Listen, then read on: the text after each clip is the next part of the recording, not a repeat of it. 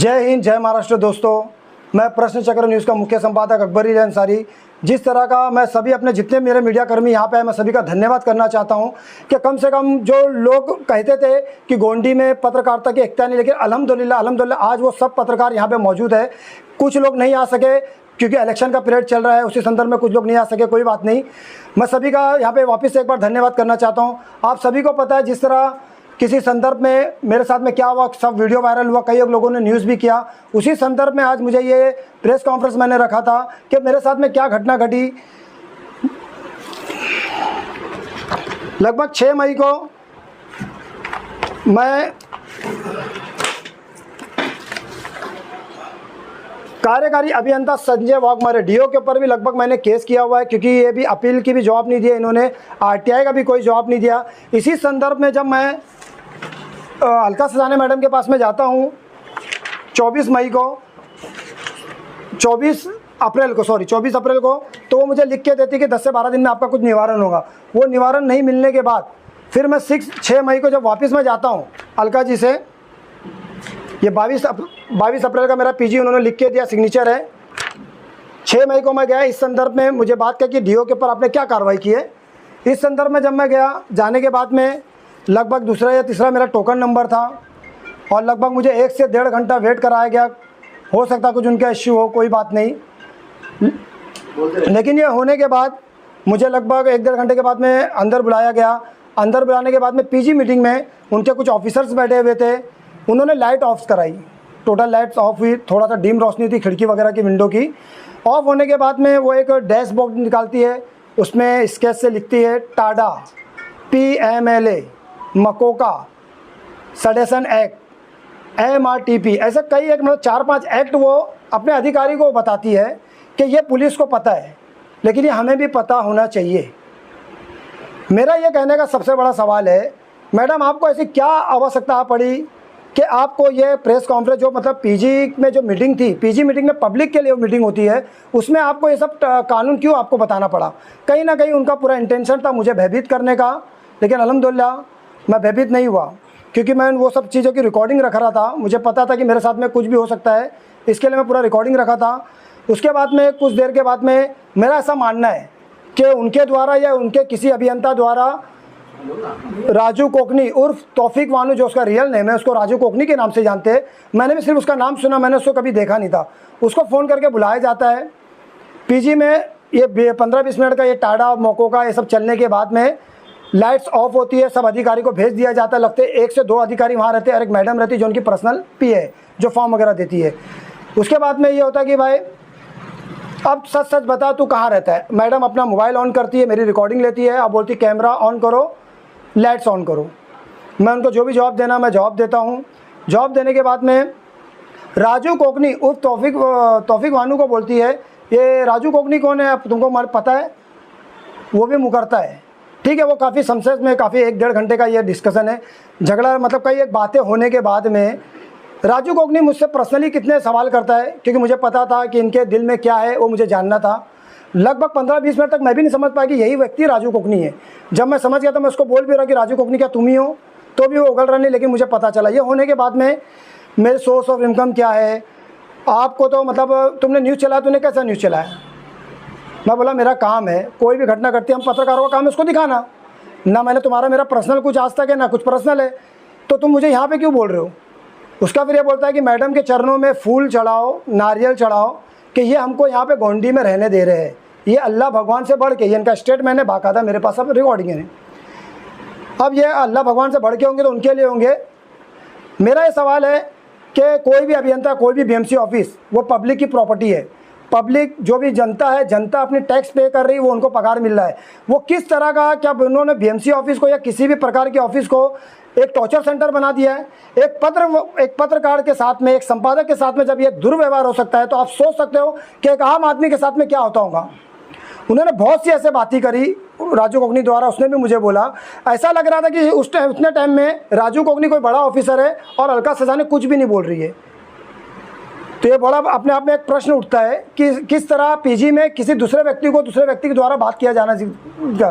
इनका ये स्टेटमेंट है कि हम पूरे शिवाजी नगर को मैदान बना देंगे और हम अपनी BMC की बीट चौकी यहाँ बनाएंगे। आपको अथॉरिटी आप बना सकते हैं, लेकिन जो यहाँ पे रह रहे, जो टैक्स पे कर रहे हैं, क्या उनका अधिकार नहीं है? SRA में भी उनको रूम आपको देना पड़ेगा कि ऐसे आप बना देंगे? दूसरी बात, राजू कोकनी कई एक बार बोला कि फोटो पास में आपको क्या लिखा रहता है कि आप यहाँ पे व्यक्तिगत रह रहे हैं, 100 रुपये आप जो दे रहे हैं वो यहाँ पे कचरा साफ सफाई के लिए दे रहे हैं, आपका यहाँ पे पर्सनल कुछ नहीं है। ठीक है, मेरा कहना यह था कि एक ही रूम को 2 साल में क्या BMC द्वारा, कुछ भ्रष्ट अधिकारी द्वारा या पुलिस प्रशासन द्वारा या किसी भी नेता द्वारा बगैर मिली भगत के आज गोंडी में लगभग 70-80% इलीगल रूम बने हुए, एक ही रूम पे पर्सनली टारगेट किया जा रहा है, 2 साल में 5 से 6 टाइम तोड़ा जा रहा है और 5 लाख की डिमांड की जा रही है। मैं नहीं कह रहा हूँ, जो उस रूम के जो पीड़ित लोग हैं उन्होंने बाकायदा ऑन रिकॉर्ड उन्होंने कहा है। तो मतलब एक ये रैकेट चल रहा है, मेरा ऐसा मानना है कि पूरा ये रैकेट चल रहा है कि पहले आप रूम बनाओ, हम रूम के कमीशन लेंगे आपसे, रूम बनने के बाद में इनके ही कुछ लोग को ये खड़ा कर रहे हैं और कंप्लेंट डलवा रहे हैं, और रूम अगर जिसका जो पैसा दे रहा है उसका रूम नहीं टूट रहा, जो पैसा नहीं दे रहा उसके रूम पे हथौड़ा चल रहा है। आखिर क्यों? ये बहुत बड़ा अपने आप में प्रश्न उठता है और ये बहुत बड़ा गंभीर विषय है। यानी गरीब आदमी एक अपना रूम बना रहा है, कितने लोग मतलब गरीब है, कितने लोग गरीब है, एक रूम बनने से आजू बाजू आमने सामने के रूम डैमेज होते हैं, लेकिन वो उनकी मजबूरी है कि वो हैवी डिपॉजिट पे लेके, कर्जा लेके, कुछ भी लेके अपना रूम बना रहे, इलीगल बना रहे। ठीक है, मैं मानता हूँ इस चीज़ को, इलीगल है, नहीं बनाना चाहिए, लेकिन अगर वो बना रहे तो इस प्रकार का व्यवहार करना क्या दुरुस्त है? दूसरी बात, मैं गोंडी की जनता से खास करके अपील करना चाहूँगा कि उन्होंने बाकायदा बोला कि इलेक्शन के बाद में हम बताएंगे कि क्या होता है BMC और क्या होता है, कैसा क्या हथौड़ा चलता है। अब उन्होंने डराने के लिए कहा कि वाकई में उन लोग कुछ एक्शन करने वाले हैं, तो आने वाले समय में आपको पता चलेगा, मुझे भी पता चलेगा। लेकिन मैं जनता से एक निवेदन करना चाहूँगा कि आप लोग ने इलीगल बनाए, ठीक है, मैं आपसे निवेदन करता हूँ, मैडम से ये भी मैंने निवेदन किया कि मैडम जो बन चुका है उस पर हथौड़ा ना चलाया जाए, बल्कि जो बनने वाला है उस पर रोकथाम की जाए ताकि दूसरा रूम ना बने। और मैं जनता से भी अपील करना चाहूँगा, खासकर AMS वार्ड में, कि आप लोग कुछ भी इलीगल ऐसा काम ना करें, क्योंकि आप पे हथौड़ा चल रहा है और ये आपको ब्लैकमेल उसी वजह से कर रहे हैं। 10 बाय 15 का रूम बोल के हाइट बढ़ा के ये उसी कर रहे, और उनके जो गुर्गे है वो बाकायदा वो कानून को तोड़ मरोड़ के यूज़ किया जा रहा है, बाकायदा उन पर पिटीशन डाला जा रहा है, कोर्ट में केस डाला जा रहा है। क्यों? तो आज मेरे साथ में घटना घटी है, मैं भी बहुत 2 दिन तक के 3 दिन तक के बहुत डिप्रेशन में था, मेरे जो समझ में नहीं आता कि मैं आत्महत्या करूं या कहीं गोंडी मेरे परिवार के साथ चले जाऊं। लेकिन कुछ लोगों ने, काफ़ी समाज सेवक लोग ने, काफ़ी सोशल वर्करों ने, एडवोकेट्स की टीम ने, कई लोगों ने मुझे सहारा दिया, मुझे कई लोगों ने समझाया, तो आज मेरे में हिम्मत आई है। आज मैं यहाँ बैठ के प्रेस कॉन्फ्रेंस कर रहा, इससे पहले भी कई एक वीडियो मैंने किया हूँ। तो मैं सभी साथियों का और सभी लोगों का धन्यवाद करना चाहूँगा, चाहे वो गोंडी सिटीजन फर्म हो, SMS संघर्ष समिति, हटाओ समिति हो, और जितने भी NGO है, जितने भी सोशल वर्कर, मेरे जितने पत्रकार भाई हैं, मैं सबसे निवेदन करना चाहूँगा कि इस विषय में मैं बाकायदा कंप्लेंट डाला हूँ, मैं आगे फॉलोमेंट चल रहा हूँ। और मेरा न्यूज़ दिखाने के बाद में लगभग कई लोग जो पीड़ित थे उन लोगों ने मुझे पेपर दिया है कि इतना पेपर मेरे पास जमा है, और कुछ लोग मुझे देने वाले। तो इंशाअल्लाह मेरी पूरी कोशिश है कि ये मैं सड़क से लेके कोर्ट तक के मैं मैटर लेके जाऊंगा, ज़रूरत पड़ी तो मैं राइट पिटिशन डालूंगा, और अगर ज़रूरत पड़ती तो PL भी डालूंगा। और मैं उन लोगों को एक चेतावनी देना चाहता हूं कि वो इस मैटर से दूर रहे, जो कुछ दलाल है, चाहे वो नेता हो या वो पत्रकार हो या वो कोई भी बड़ा भाई हो, मैं उनको चेतावनी देना चाहता हूं कि उस मैटर में अगर वो मुझे समझाना चाहते हैं तो जो समझाने का तरीका उस प्रकार समझाए, ना कि मुझे धमकी दे। मैं एकदम चेतावनी खुली दे रहा हूँ, खुले मन से मैं चेतावनी आप लोग को दे रहा हूँ कि मुझे मत डराया जाए। मैं एक पत्रकार हूँ, अगर मैं डरने वाला व्यक्ति होता तो मैं पत्रकारिता नहीं करता।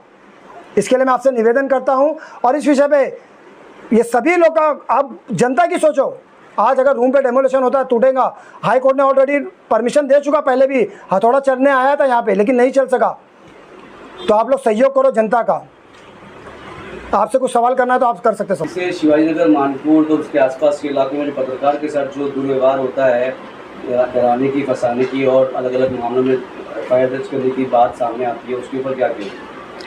उसके बारे में यही कहूँगा कि कई लोगों ने, बाहर से भी कई लोगों ने अल्हम्दुलिल्लाह गोंडी में आके न्यूज़ किया, लोगों को जागर किया। उनका भी यही कहना है कि यहाँ के जो पत्रकार है उनमें एकता ही नहीं है, और ये बात हकीकत है। ये तो मैं धमकी देने का कारण क्या था? आप BMC में गए थे, BMC में आपने किस कंप्लेंट का निवारण लेने पहुंचे थे और किस मसले पर आपको धमकी दी गई थी? मैंने DO के ऊपर जो अपना संजय वाघमारे है, इनका ये कहना है कि मैं यहाँ का स्थानिक नहीं हूँ। जब पहले मैंने कंप्लेंट डाला, कंप्लेंट पे मैंने RTI डाला कि इसका क्या निवारण हुआ, उसका नहीं मिला। मैंने फर्स्ट अपील डाला, फर्स्ट अपील के बाद मेरी सेकंड अपील की तैयारी थी, तो इन्होंने मुझे बुलाया अपने केबिन में और केबिन में बुलाने के बाद में 2-3 अधिकारी थे, वहाँ का CCTV फुटेज वगैरह सब कुछ है। उनका ये कहना है कि आप मतलब पीड़ित नहीं हो, मतलब जो किसी भी चीज़ से मतलब डायरेक्ट आप रिलेटेड नहीं हो। मैंने कहा ठीक है, और आप यहाँ के रहवासी नहीं हो, आपका एड्रेस मुंबई का लिखा पल्टन रोड का, ये मेरी ऑफिस का एड्रेस है लेटर हेड पे वहाँ के। तो मैं ये सवाल करना चाहता हूँ, क्या मैं एक भारतीय नहीं हूँ? मैं भारत के किसी भी शहर में किसी भी कोने में रहूँगा, ये मुझे भारत सरकार ने मुझे RNI नंबर दिया है। पूरे ऑल ओवर इंडिया में मैं कहीं भी कार्य कर सकता हूँ। Sanjay Waghmare DO M east ward के किस अधिकार से वो मुझसे पूछ सकते हैं कि मैं यहाँ का रहवासी नहीं हूँ? मैंने कहा कि आप साबित करो कि मैं यहाँ का रहवासी नहीं हूँ, और मैं साबित करूँगा मैं यहाँ का रहवासी हूँ। मैंने उस संदर्भ में कंप्लेंट वगैरह किया हूँ, चाहे वो ह्यूमन राइट्स हो, नेशनल ह्यूमन राइट्स हो, सब जगह मैंने किया हूँ। उनका पत्र व्यवहार मेरा चालू है। उस विषय में मैं गया था अलका जी से, क्योंकि वो वार्ड ऑफिसर है, उस विषय में वो क्या लिख के थे मुझे वो जानना था। तो इस प्रकार का मुझे डराया धमकाया गया, क्योंकि मैं हमेशा से, चाहे वो BMC का कई एक पोल खोल मैंने किया है, चाहे वो ब्यूटिफिकेशन के नाम पे हो, चाहे गटर के नाम पे हो, चाहे रोड के नाम पे हो, और पर्सनल इन लोग अपने जो ऑफिस इनका टाइम होता है वो टाइम पे ये बिरयानी पार्टियाँ करते हैं, वो भी मैंने लाइव में दिखाया है। तो कहीं ना कहीं इनका पर्सनल इंटेंशन है मुझ पे, मुझे कोई फ़र्क नहीं पड़ता, मेरा कर्तव्य है, मैं दिखाऊंगा और आगे भी मैं दिखाऊंगा। अच्छा, क्या मांगे अभी आपकी? मैं यही मांग करता हूँ कि जिस तरह भी मेरे साथ दुर्व्यवहार हुआ है, मैं चाहता हूँ कि इसकी प्रॉपर इन्वेस्टिगेशन हो। अगर मैं इसमें गुनहगार हूँ तो जो कानून का संविधान कहता है वो मुझ पर ज़रूर कार्रवाई हो, लेकिन इसमें जो भी लिप्त लोग हैं उन पर भी कानूनी कार्रवाई होना चाहिए, क्योंकि उनके पास पावर है, पैसा है, वो सत्ता में बैठे हैं। और मेरी लड़ाई है, ये सिस्टम से मेरी लड़ाई है। तो मैं जनता से, खास करके गोंडी की जनता से काफ़ी मुझे समर्थन है लोगों का। मैं उनसे निवेदन करना चाहूँगा ये लड़ाई में वो मेरा साथ दे। कहीं ना कहीं अधिकारियों की भी कमाई की जांच किया जाना चाहिए। बिल्कुल करना चाहिए। आने वाले समय में जब हम राइट पिटीशन डालेंगे तो हम ये मांग भी करेंगे कि इनके पास में कितने इनके ऊपर केसेस बने हैं, कितने इनके ऊपर कार्रवाई हुई है, इनका फ़ोन रिकॉर्ड CD पूरा चेक किया जाए और इनकी प्रॉपर्टी की पूरा सीट द्वारा जांच की जाए। बिल्कुल हम मांग करेंगे। तो बिल्डिंग फैक्ट्री डिपार्टमेंट है, क्या उसके अधिकारी के ऊपर कार्रवाई नहीं होनी चाहिए? क्योंकि उसके रहते हुए जो इतने बड़े बड़े इलीगल कंस्ट्रक्शन यहाँ पे हुए, क्या बिल्डिंग फैक्ट्री डिपार्टमेंट के जो अधिकारी है, जो AE और JE जो है सारे ही वार्ड के, क्या उनके ऊपर कार्रवाई होनी चाहिए? क्या उनके सस्पेंशन की मांग की जानी चाहिए? बिल्कुल होनी चाहिए, क्योंकि ये जब इलीगल ये कोई 1-2 दिन में 1-2 साल में नहीं बना है, कई साल में ये इलीगल जो भी बना है। तो इसमें अगर तुम तोड़ रहे हो तो कहीं ना कहीं उस टाइम के अधिकारी, चाहे वो पुलिस प्रशासन के हो या BMC वार्ड के हो, उन पर भी जरूर कार्रवाई होना चाहिए, क्योंकि कहीं ना कहीं उनके संरक्षण से ये बढ़ा है ना।